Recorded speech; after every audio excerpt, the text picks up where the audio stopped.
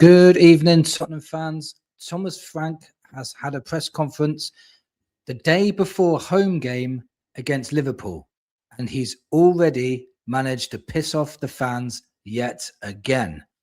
Now, after telling fans that you're not a true fan, if you disagree with him or disagree with his style of play or disagree with anything that he's doing, you're not a true fan. He's now gone ahead and said this. I think there will always be, no matter where you are, I think definitely 10% of fans will always question the head coach, no matter where they are. Then there will be a big group that are the loyal ones, or the ones that can see a little bit bigger perspective. There's the key there. There will always be a big group that are the loyal ones. So if you disagree with him, if you don't think he's doing a good job, you are disloyal. You're not a loyal fan. You can pay your money. You can go to games. You can pay for Sky Sports, whatever, to watch the games. You can support them for 30 years. But if you disagree with Thomas Frank and the way he's doing his job, you're disloyal. That's the way I've just read that. I don't know if I'm going over the top with this, but it's pissed me off a little bit because it's not the first time he's taken the piss out of us fans, because we've won 2 games in 10 matches. 2. We're playing horrible football. We've got a 0.07 against our arch rivals, Arsenal. Didn't lay a glove on them. We played 8 defensive players against Arsenal. We couldn't hit a glove on fucking Chelsea. We played poorly at home to Fulham. You know, we've had some terrible results and we're one of the only teams out of 2 teams to give Wolves a point. And you're telling us we're not allowed to complain and we're not allowed to say that so far things are not going very great. Now, most of us will say, I hope you turn it around, Frank. I hope you do, because if you turn it around, then Tottenham will do well. But don't tell us that we're not loyal just because we're questioning what's going on at the moment. I don't think you understand Spurs fans very well either, because the years on years on years of lying we've had about, oh, we need to do this, we need to build this, we need to build that, and we get that from every manager, and that manager ends up being sacked and we have to start again. It's not the first rodeo for us fans. We've been here for many decades, and you've been here for a few months. Don't tell us how we should feel, and don't tell us that we're not loyal. It's annoying, and I'm really struggling to like this guy when he says things like that. And because it wasn't a first time, it's probably second or third time he's called out the fans now, telling us we're not loyal fans because we're booing after a game, after a terrible performance, and they're booing you. Right? When you've gone out with your family, you've spent all your time, you've wasted your whole weekend, you've wasted your money, and you've put up a performance like that, no fight, no whatsoever. So you think that's okay for us not to boo? They have the right to express their feelings. They don't necessarily agree with booing during the game. I don't think that's going to help the players perform better.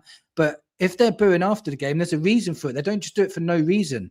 And if you flip that, when Spurs are doing well, the fans are incredible.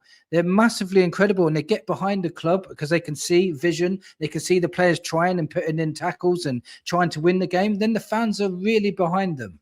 But it works both ways. If you want our support, put in good performances and you'll get support.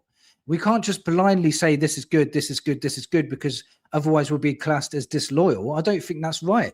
And I can't believe you said that, Frank. I can't believe you said that. And I might be going over the top with it. So let me know in the comments whether you took it a different way than I did. But I've been reading other people, and the fans are furious about this. Like, a lot of Spurs fans are furious because we're all questioning we don't even yet, after 5 months, know a style of play yet. We don't attack any teams unless they're inferior to us. And there's no disrespect to those other teams, but the teams that we feel that we can beat, we will go and attack them. But even against Wolves, we sat back, and they've got 2 points all season.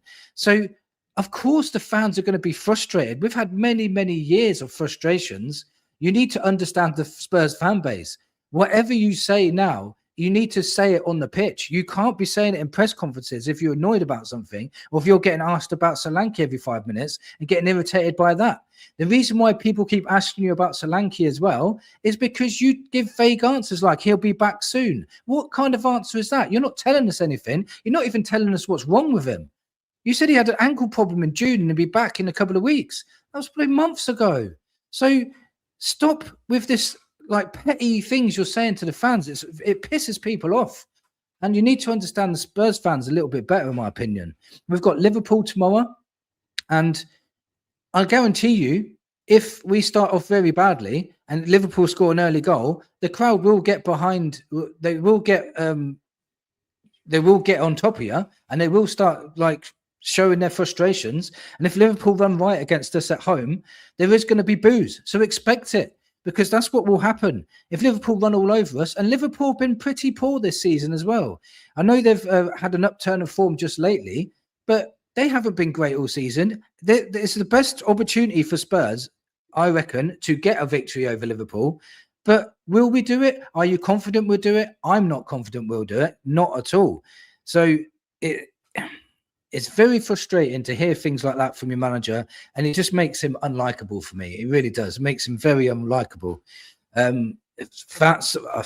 There's a small percentage of fans that are furious about this. Obviously, the ones that are backing Frank, they're not going to be furious about this because they've backed him the whole time.